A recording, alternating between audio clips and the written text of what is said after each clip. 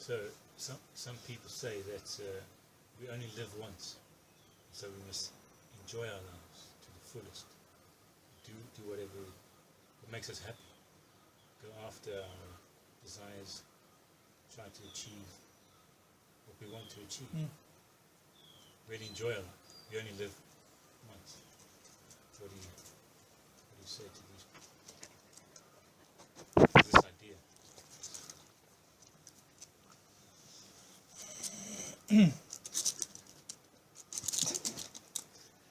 It's okay. Come on, a bit late. Do that.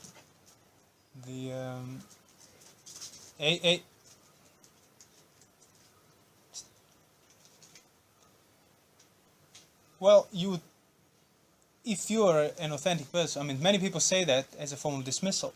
You only live once. There's nothing you can say to them. But say if people start doubting that notion of you only live once, the fact is you don't really know how many times you live. So as simple as that. You can't know. You cannot know. There are people who believe they live only once. There are people who believe that you live many times. There are people who believe you live twice, such as rebirth in heaven or hell, and that's it. But the point is, it's always going to remain a matter of belief.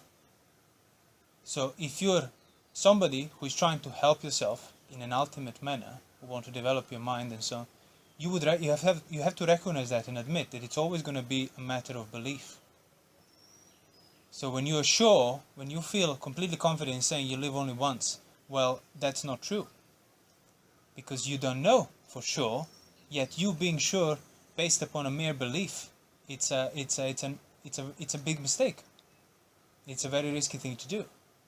So I'm not saying you should stop believing whatever you're believing. I'm just saying you have to recognize that it is a belief and it cannot be more than that. So from that point of view, then you recognize, well, what is the safest belief I can have? Like, if I live only once, if I believe that, okay, sure. And then as a result of that belief, I end up behaving in this life whichever way I want. But what if you live more than once? And then because of your bad behavior in this life, you end up paying the price.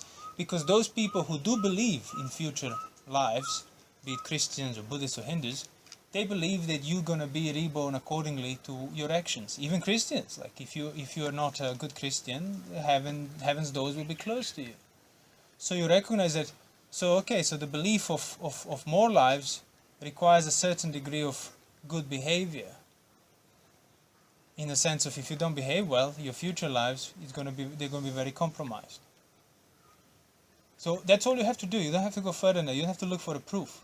You just have to recognize that it's a belief, and as such, the best belief for you to adopt is the one that's safest in the long run. As with everything else in the life, you don't want to think just for tomorrow. Oh, I'll just steal this today, enjoy the money. No. Enjoy the money I stole tomorrow, and then day after tomorrow I'm going to go to jail for the rest of my life. That's a very unwise thing to do. So in the same manner, you recognize there might be only one life, there might be more lives. But I should assume that there are more lives in case that there are more lives, and then I end up paying the price for my misbehavior in this life. And that's it. And it's not exactly that you need to relinquish this life in order to gain heaven in future lives.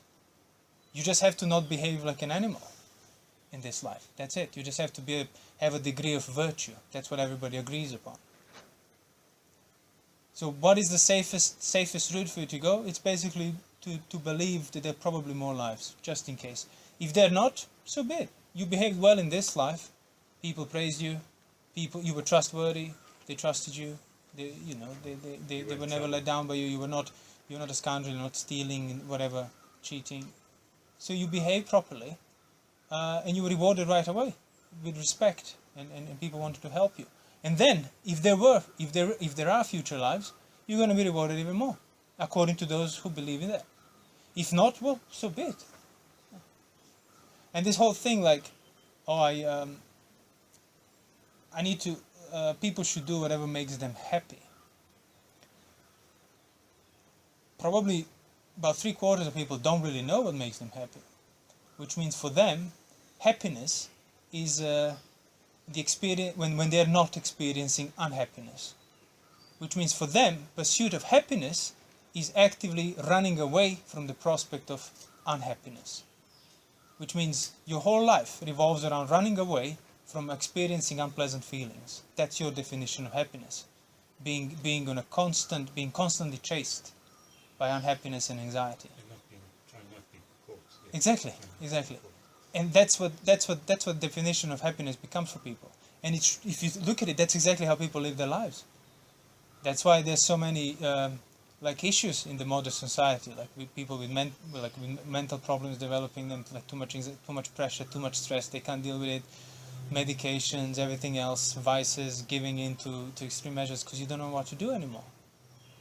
You've proliferated in that escape so much and took it at its face value, but took it as if it's sort of a good thing, or you just do whatever makes you happy. What makes me happy? Well, I'm happy when I don't experience unhappiness. So then what must I do? I must prevent unhappiness at all cost.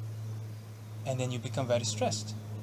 And then sensuality becomes the only mean of gaining some degree of happiness. But that's not happiness, that's just management of your unhappiness.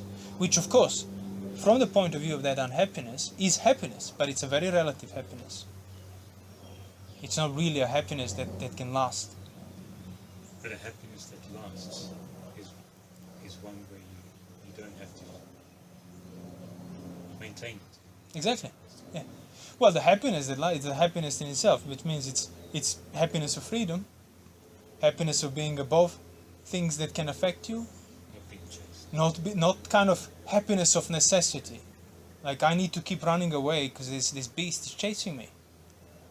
That's not happiness. You might feel a relief when you feel like, oh, you're temporarily safe from the beast, and there is happiness from the imminent threat of the beast attacking you. But overall, you're still not free from the beast, which means that's only a relative happiness. And that beast is basically any form of suffering in this life. Internal, external, any. Anxiety, fear, stress, burden, loss, any of that. It's basically an example of the beast you're running away from. Because the mind is just at its face value, what it does when it experiences suffering, it turns away from it. Wants to get rid of it, wants to prevent it, and then that becomes a definition of the purpose of your life, just running. And that's why people compulsively give in to the sensual desire. It's not optional. There is no matter. I will refrain from sensuality today unless the circumstances refrain you. That's why it's almost mandatory for people to. Why? Because they chose the path of running away, which equals to say they chose the path of just taking their desires at the face value, which means they won't be able to resist them. And that's why you're bound. You're bound by the desire, you're bound by fear, you're bound by running away from suffering. So any happiness that you can experience is going to be within that, which means it's a measly happiness.